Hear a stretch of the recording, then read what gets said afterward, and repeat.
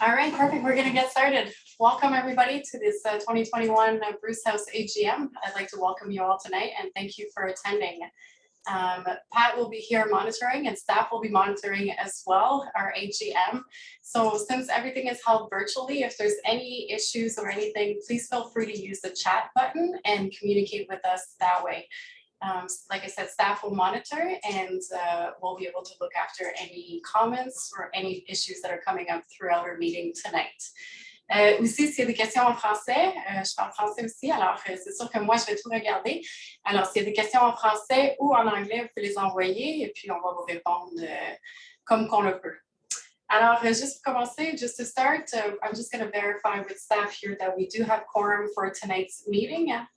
Not yet. Not yet. Okay. So I just got advised that not yet, we don't have quorum, so we'll just be waiting a few minutes before we start.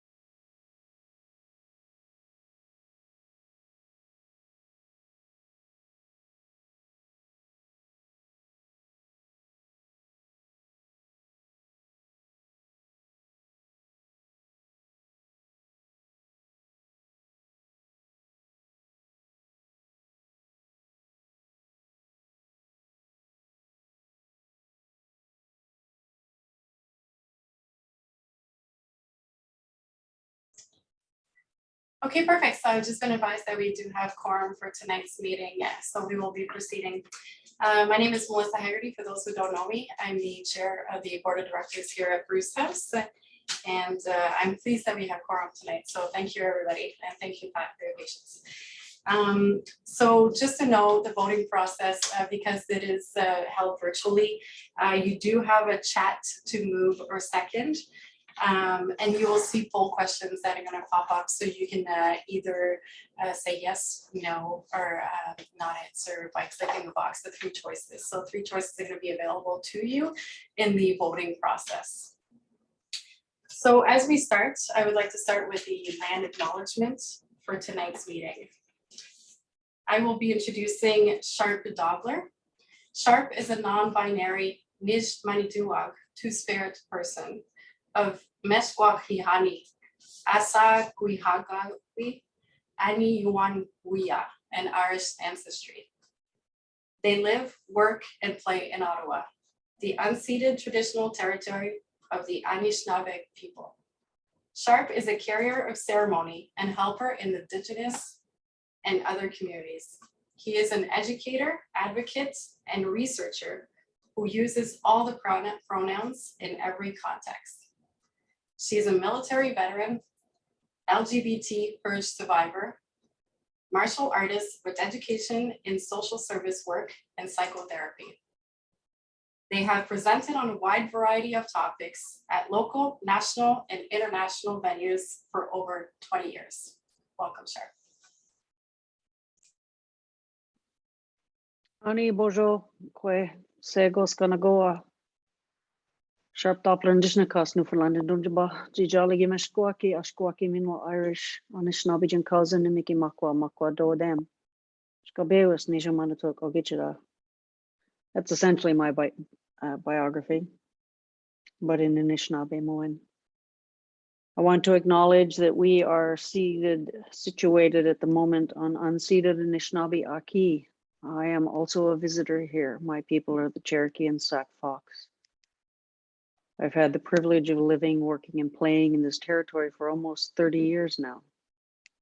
And I want to acknowledge the Algonquin people for allowing me to be in this good space, for allowing me to be able to grow and thrive in this space, to be able to return and reclaim my culture.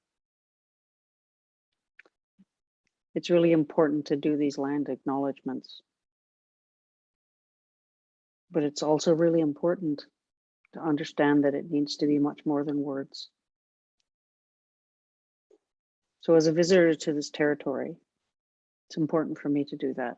It's important for all of us to do that. So I thank you, Bruce House, for making this more than words, for giving me this opportunity. So I've lit this smudge for us to be able to start in a good way. We use this medicine as a mechanism for being able to let go what we don't need to hold on to so we can be together in a good way. So I'd like you to think about that smoke connecting us all through this virtual framework. The smoke goes out, goes to all of creation. Let it carry away whatever might have been bothering you throughout the day, whatever may be weighing upon you, so that we can be truly present to one another as we move forward through this meeting. Miigwech, Nikanagana, all my relations.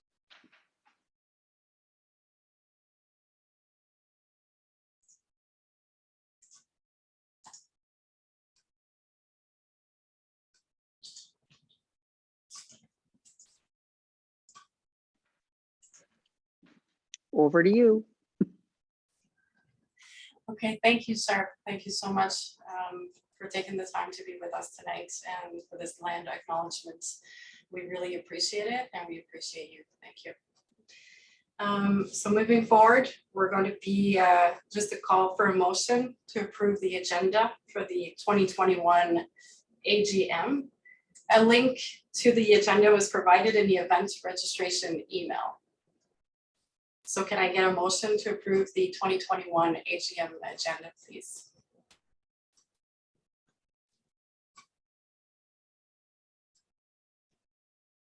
Okay, approve Rachel, thank you. And a second? Perfect, Michelle, second, thank you.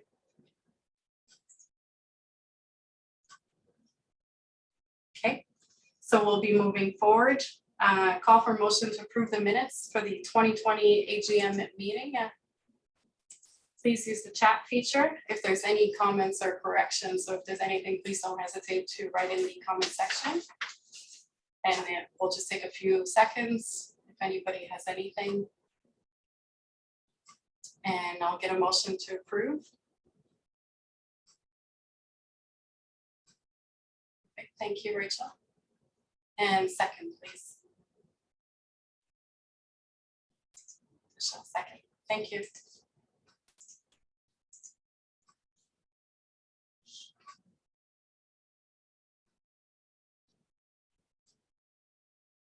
Perfect.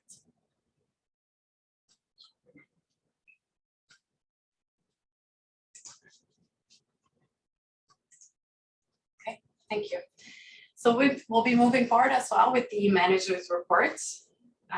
Lorraine Kelly, Manager of Finance and Administration, and Linda Triglia, Manager of Volunteer Services and Community.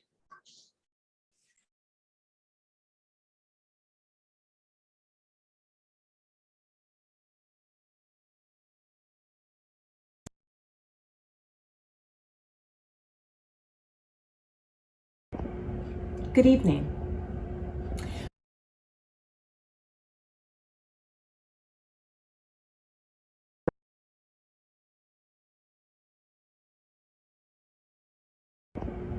Good evening. Bruce House continues to recognize the impacts of colonialism and our place in dismantling systemic racism. We are actively educating ourselves on how to best be allies with our Indigenous peoples. Our one-year strategic plan has provided guidance as we continue to navigate through this pandemic. We have just completed a client survey identifying current and future needs. We will be incorporating the findings of the survey in our long-term strategic plan for April 2022 and beyond. As always, moving Bruce House forward to meet the changing needs of our clients. We are grateful that we have been able to keep our offices open throughout the pandemic in order to meet the needs of our clients through our programs and services. Bruce House staff, once again, have come together, strong and committed, focused on the needs of our clients. It has been a sad year with many losses, but despite these hardships, the staff continues to work tirelessly and to be there for our clients with compassion, care, and kindness. We thank them for their continued dedication, advocacy, and hard work to ensure our clients' voices are heard. At this time, I'd like to take a moment to recognize our incredible Bruce House team. The Bruce House program team includes Ayan Jama, Lana Deuce, JP Bergeron, Sam Taylor, and our administration and finance support team includes Fatima Ferrat, Joanne Saint-Elus, Anna Brunzema, and Mariah Sylvester. Our office and communications coordinator, Patrick Morley, and Lorraine Kelly, who is part of the management team alongside me.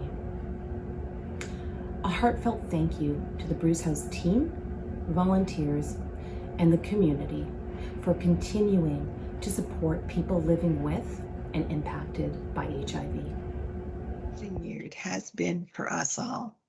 Despite the pandemic, we have had a successful fiscal year. We have been able to secure much needed emergency funding to meet our clients' basic needs during the pandemic through grants, government funding, and our incredible donors and community. Generous community support and grants have enabled our frontline program team to grow and enhance our health and wellness program for direct client assistance. Our continued partnership with the Ottawa Food Bank and additional emergency funding for food security has allowed us to better meet clients' nutritional needs, and our new partnership with the Ottawa Humane Society has allowed us to provide clients with pet food and supplies. We have done everything in our power to assist our clients to meet their basic needs and support their overall health and wellness, allowing them to be more financially stable and maintain their physical and mental health during the pandemic. Bruce House continues to advocate for affordable and appropriate housing, increase ODSP support, and more mental health support. Thank you.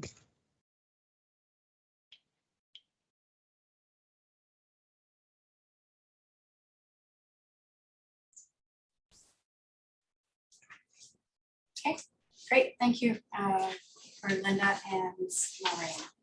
Next, we'll have the clients program and services report. That'll be introduced a video presentation by JP Bergeron, who is a REST program support worker here at Bruce House.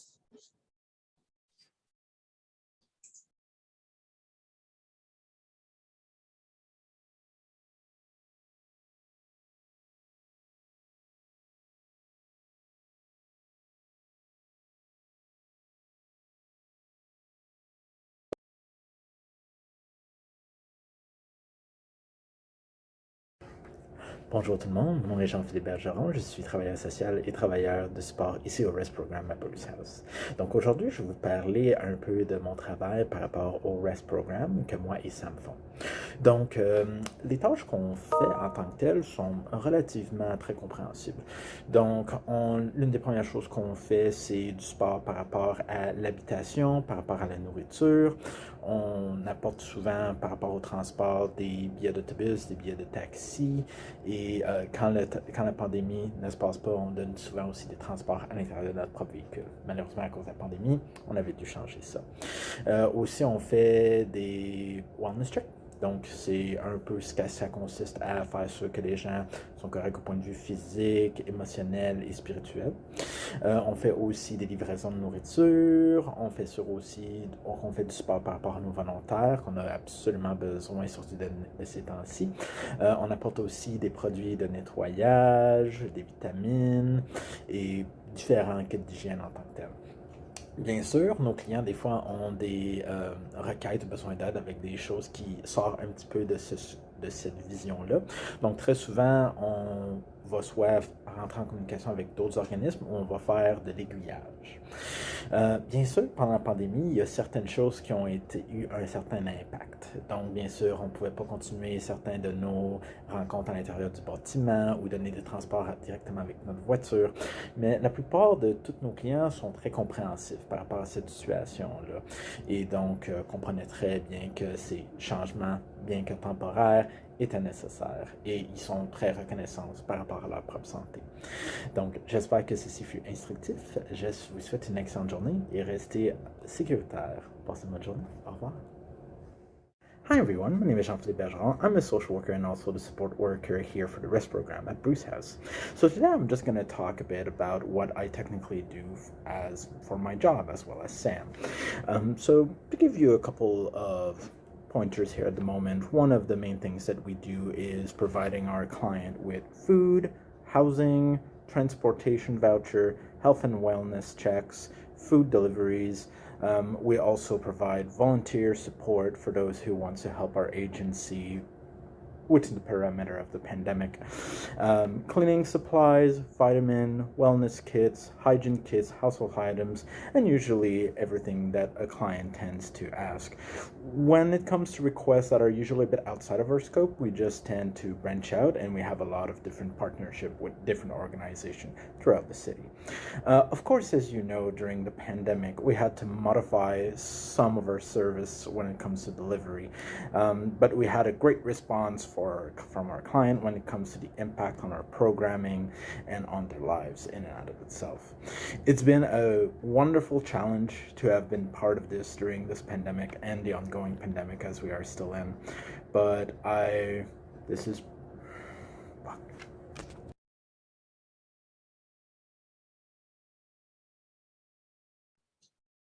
Great, merci JP, thank you. We'll now be moving forward with the volunteer recognition, community recognition, and community award presented by Linda.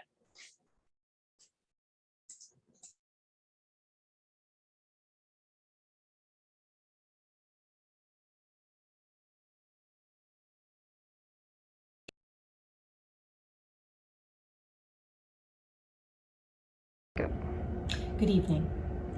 Thank you to the incredible volunteers who have continued to support the Bruce House family over this very challenging year. Our volunteer program had to be modified during the pandemic as our buddy program and our in-person reception volunteers had to be put on hold. However, our volunteer buddies have been able to stay in touch with their clients over the phone. Although we've been saddened that this has had to happen, we also have been seeing the positive side of the transition of the volunteer program evolving, where we've been able to recruit volunteers who have been helping with the food program delivery service, as well as grocery shopping for some clients. Both volunteer roles involve minimal in-person contact. Our fundraising and event volunteers continue to support virtual fundraising events. Our strong volunteerism reflects the care, compassion, generosity, kindness, and love that keeps the Bruce House family strong, continuing to move forward to support people living with and affected with HIV. Our community engagement has been amazing this past year. We have received an incredible amount of community support throughout the pandemic to support our clients.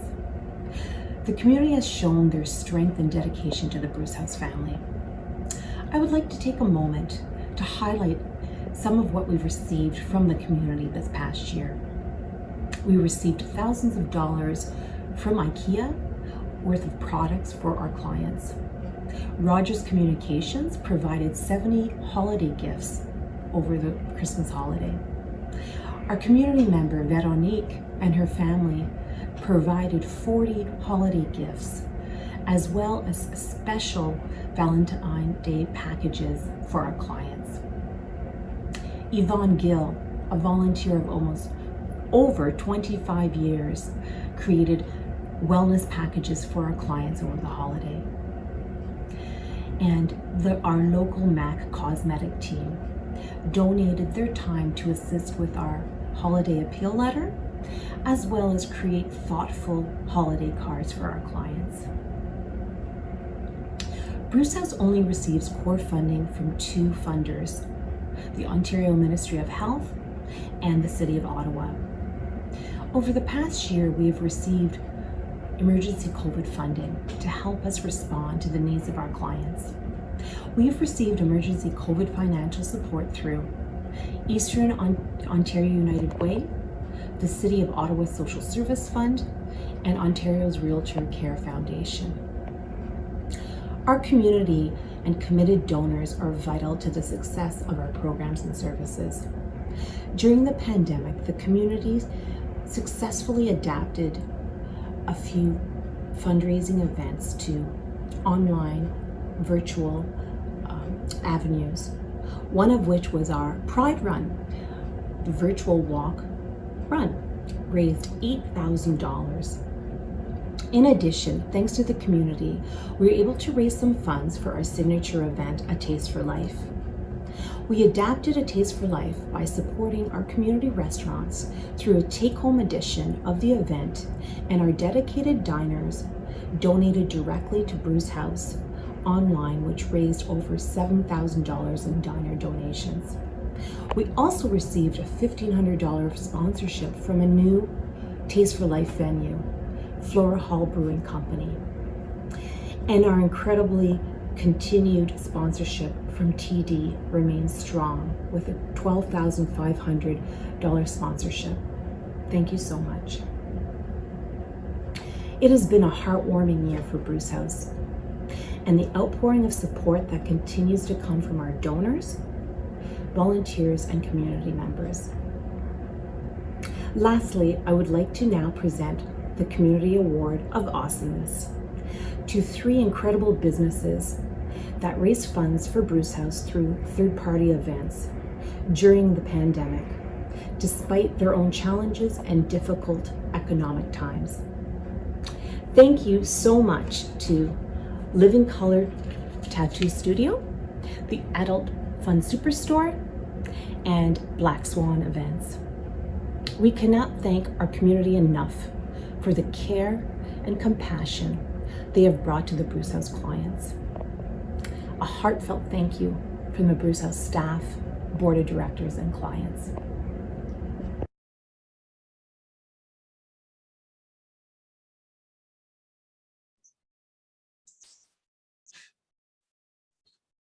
Great, thank you, Linda. And now a keynote from Sharp Dogler.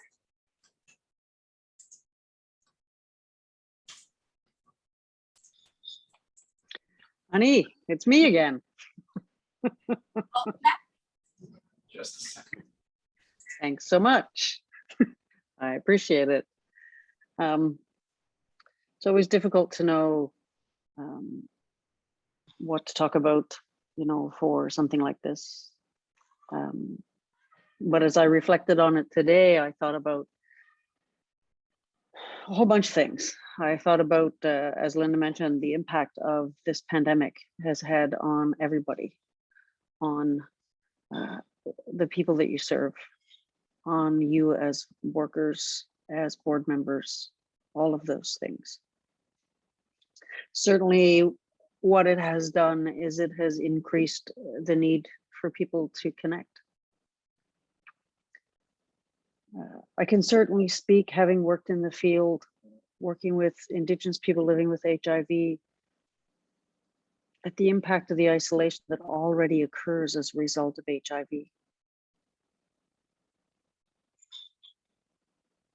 You layer on top of that things like poverty, being insecurely owned, challenges in accessing good food, and things get worse. Now we're in a pandemic, and there are 5,000 things in this pandemic that I know trigger all of us, but particularly trigger people living with HIV. Proof of status of having a vaccination seems like not a problem for most of us.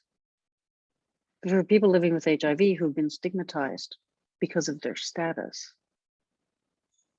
how much more challenging might that be? Also, coming from an Indigenous perspective, one of the things that stands out so very strongly is the uncovering of the findings of those children, something that we have known for a long time in Indigenous communities. We always knew. The TRC Commission itself reported at least 3,000 instances of unreported graves. And so then it comes to, what do we do with that? What do we do with all of this stuff, this grief and this loss that's in the world right now? Because that's what we're all trapped in. We're all trapped in grief and loss. And it's the connections that make the difference. Real connections. One of the things that I like about Bruce House, and I worked with Bruce House a lot when I was an outreach worker, is how important those connections are. Real connections. I was reminded of that recently when Linda reached out to me because a former client of mine had passed away, and the client happened to be Indigenous, and they wanted to be sure that he had appropriate ceremonies for his crossing over. And it was beautiful to me that even in the midst of this pandemic, you would step up. And it wasn't a case of we hooked it up with the funeral people and I showed up and I did my thing. Staff came from Bruce House to honor that human being. Connection. It's the most powerful tool that we have as workers, as people who serve the community. It's a thing that we know as Indigenous people is the key to wellness. Having a place of belonging, not just having a place that you can call home, but having a place of belonging, feeling like you're part of community somewhere, somehow. That's powerful, and that's part of what you do. So, when it comes down to, what is it, Community Awesomeness Awards, I really think Bruce House deserves one. I have many stories in my own memory of times when one of my clients was at the end of their rope. Like there was nowhere else to turn, and people from Bruce House stepped up in a really big way. And that was life-changing for my client. In these times when when we have governments and we have organizations talking about what's really important. How do we do truth and reconciliation? How do we get the land acknowledgement right? It's by connection. It's by moving from your heart instead of your head. Because you see, the land acknowledgement, the connection, it's not about the words. It's about bringing your humanity to the table. It's about understanding that it's what it means to be human, to connect with one another. And we all do it differently, and that's the beauty of it. So far as truth and reconciliation goes, so far as trying to cope with this insanity, this pandemic, so far as it goes, coping with the weight of the work that you do, I'd say you're doing a pretty good job. That's the thing when you ask an Indigenous person to do a keynote, you never know what's going to happen. I never know what's going to happen.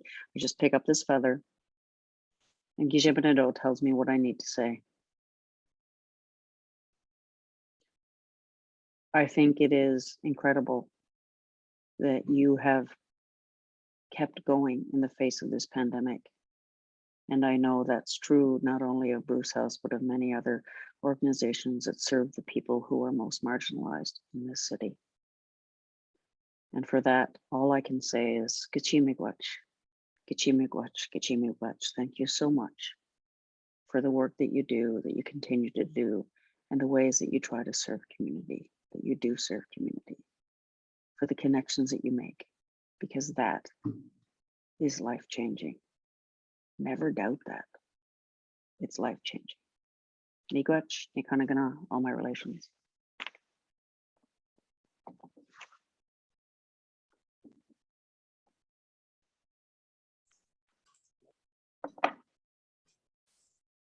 Thank you so much, Sharp. Thank you for sharing your thoughts, opening your heart, and having a real conversation with Bruce House tonight. We really appreciate it. I appreciate it. And I'm sure I can speak on behalf of all of us that are here tonight. We appreciate everything. And your words are going to remain with us. Thank you so much for being here tonight. Next, we will have our financials report and the auditor's report. That's going to be by Marc Brazeau, partner Marcel Lavallée.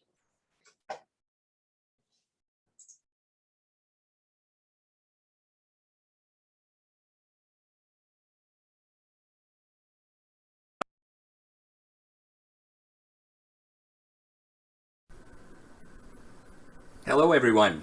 Bonjour à vous tous. Unfortunately, I'm not able to be with you during this virtual AGM, but I will take a few minutes to go over the audited financial statements of Bruce House for the year ending March 31st, 2021. So as you can see on your screen, I'm a little box below, but you should be able to see the audited financial statements in front of you.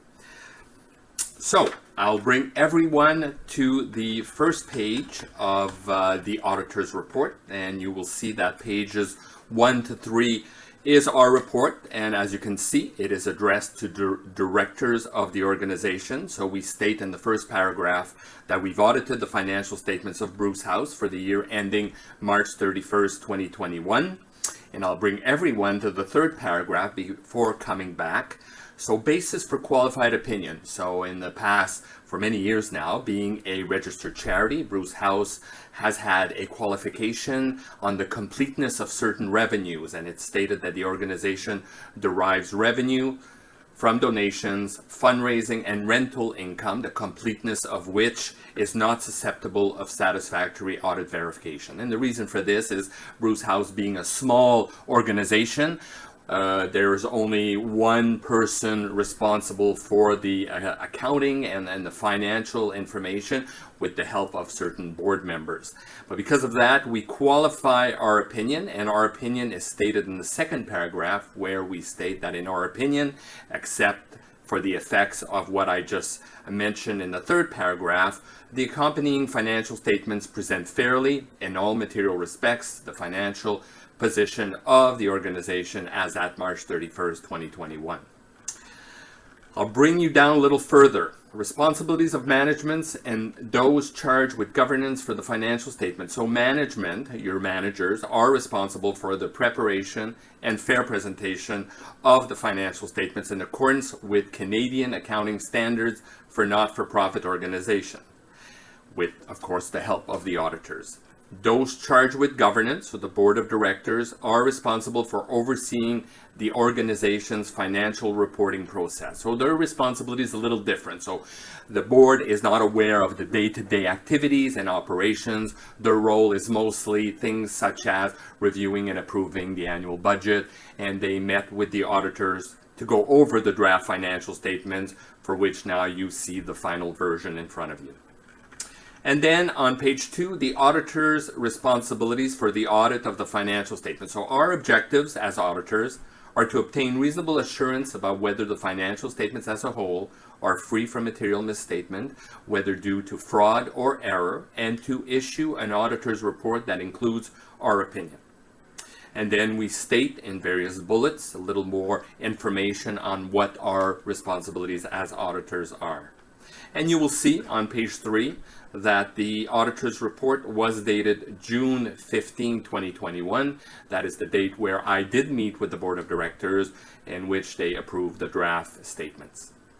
So I'll bring you to the following page, page 4. Page 4, the statement of operations and changes in net assets. So we combine two statements, the statement of operations being the revenues less the expenses for the year starting April 1st, 2020 to March 31st, 2021, and the statement of changes in net assets, which is the cumulative surplus of Bruce House since its beginning. So if we look at the 2021 column, you'll see that revenues are at $870,000, a little more than last year at $792,000. And I forgot to mention at the beginning that don't forget the pandemic started mid-March 2020. So this year, Bruce House was under government measures and restrictions for the full 12 months of its operations. So going back to revenues, $870,000, and most of it comes from grant and contribution at $615,000. So two main funders, the Ministry of Health of Ontario, which grants a little over $253,000 as core funding, and you also receive funding from the City of Ottawa for the Supportive Daily Living program. And also, during the year, the organization was able to tap into some of these emergency funds that were set up from the various funders. So the United Way, there was an emergency fund for which about $77,000 was earned during the year, and also from the City of Ottawa, emergency funds for about $31,000, and that's all part of that $615,000. There's also rental income of $153,000, a little less than last year. You'll see donations are a little higher. I believe there was a newsletter sent in September for assistance in terms of getting donors to contribute due to the pandemic, so that generated more donations. But there were less fundraising activities since everything was virtual, so the Taste for Life event did not occur this year, so this is why you'll see fundraising revenues a little less at about $24,000 compared to $69,000 1 year ago.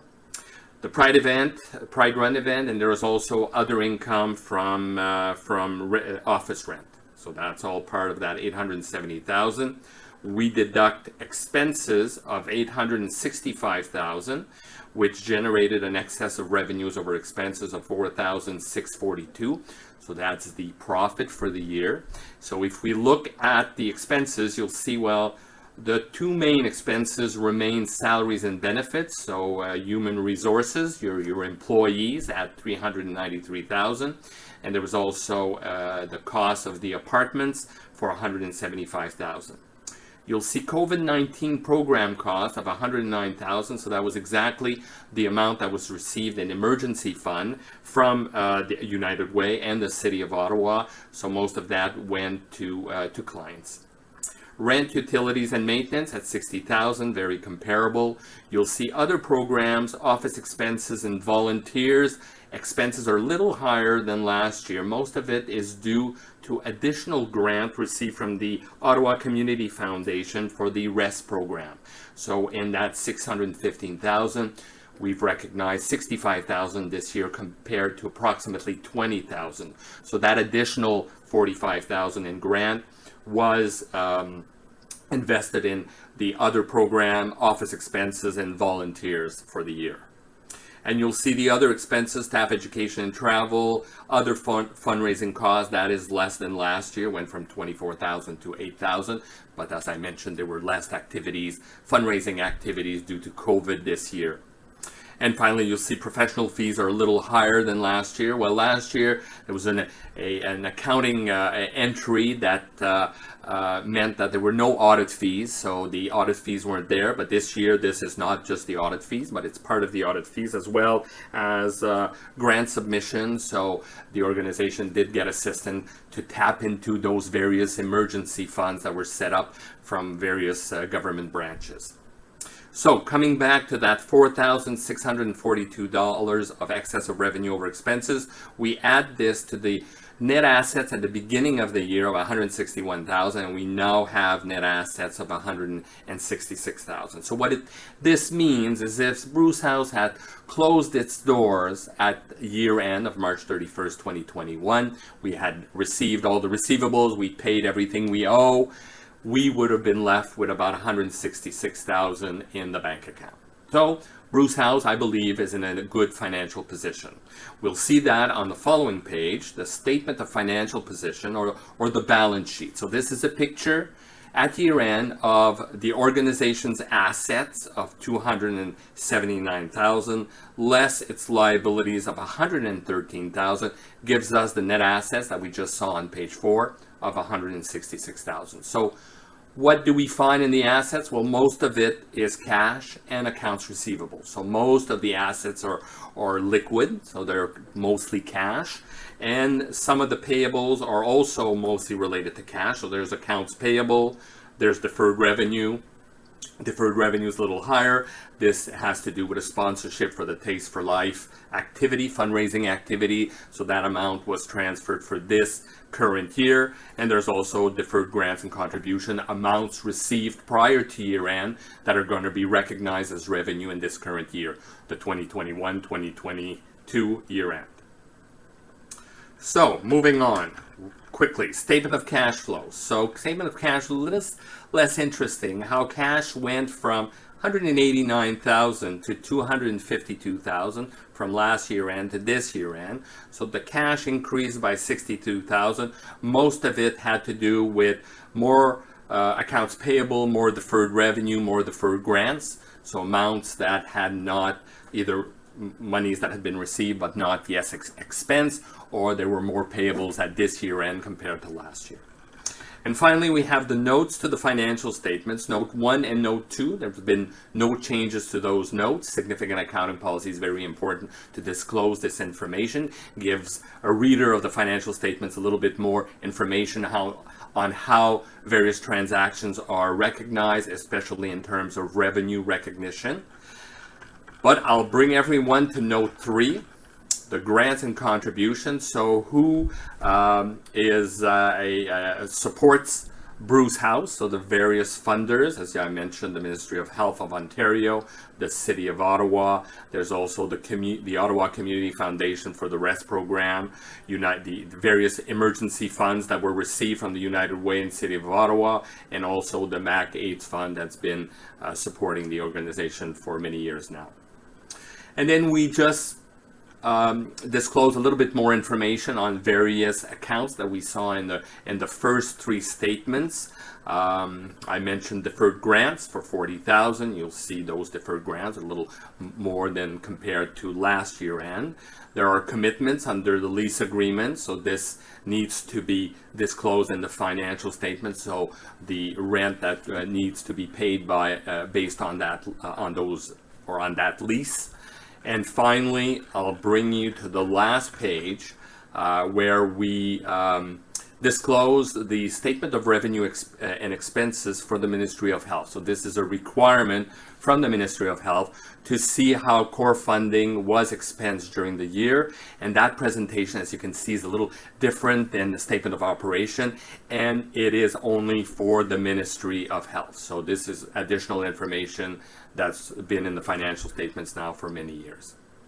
So this ends my presentation of the financial statements. I'm sure the managers and the board will be able to answer any questions that you might have. If not, I will invite them to send me an email and I will be able to respond to your questions, for which they'll be able to share with you after the AGM.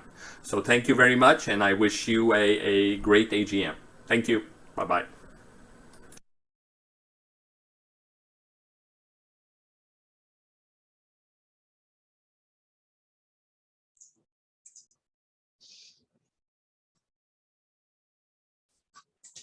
Okay, and we're back from the financial reports. So I would like to call a motion to appoint Marcel Lavallée as auditors for the 2021-2022 fiscal year. If I could get a motion to approve.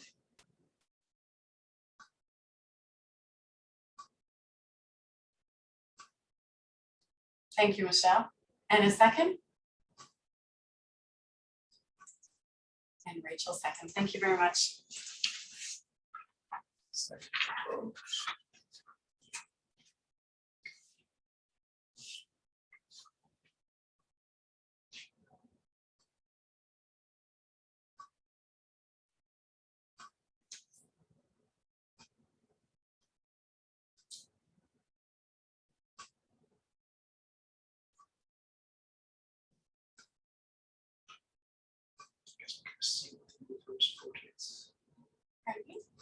So I guess we can assume the voters or movers voted yes. Okay, perfect. Our next piece will be the governance report from the board of directors that I will be presenting. So speaking on behalf of myself and the board members, this year, Bruce House has focused on a more narrow strategic plan, focusing namely on the immediate needs of Bruce House and its clients to make sure we're constantly assessing and reassessing to make sure that everything is in priority as to what is going on right now and the client's needs. That is our main priority. And also, Bruce House is really committed at producing a vision that's current with what's going on right now in our society and be reflective of the community it serves by always throughout inclusivity and respect of all persons living and impacted by HIV. The board also applauds the staff and volunteers for all their hard work this past year and for their consistent dedication. Really, Bruce House is the staff and volunteers that make Bruce House what it is and are able to deliver the services to the clients and make sure that everything flows. And this couldn't have really been done without any of them. And I really, really applaud them. I've been with Bruce House for 4 years now, and it's something that's, like Sharp said, Bruce House is the community and they are here for people living with and impacted by HIV, and that is dedication. Also, I would lastly like to thank our funders and community supporters for their ongoing tremendous support. Thank you very much. Next, we'll be moving forward with the nominations reports and elections. So I'd like to direct you to just follow you all have received the nominations report. So 3 board members will be staying on the board, and that's myself, Michelle Bedford, and Rachel Hitaziu.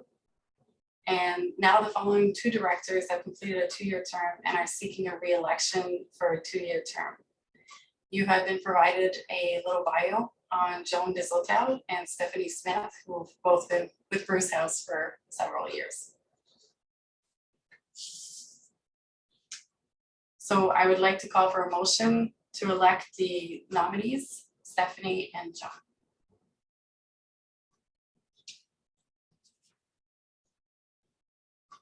Thank you, Rachel. Approved, and second by Michelle. Thank you very much.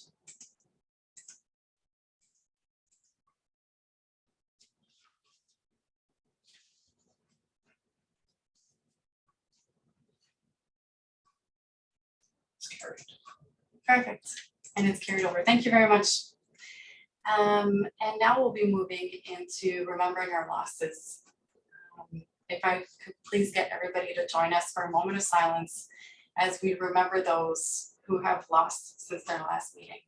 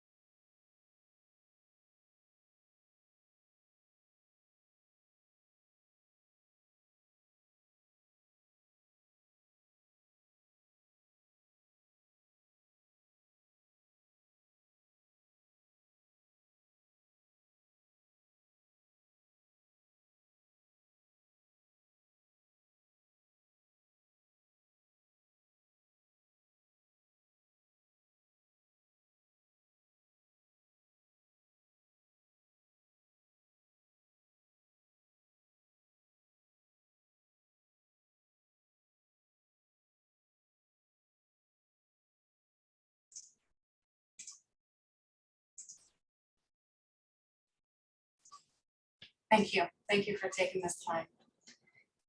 This concludes our 2021 AGM. And thank you for joining us tonight. I would like to call a motion to adjourn the meeting.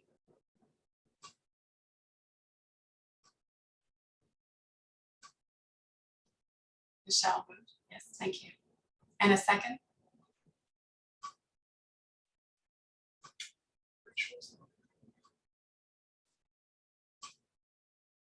And Rachel, second. Thank you.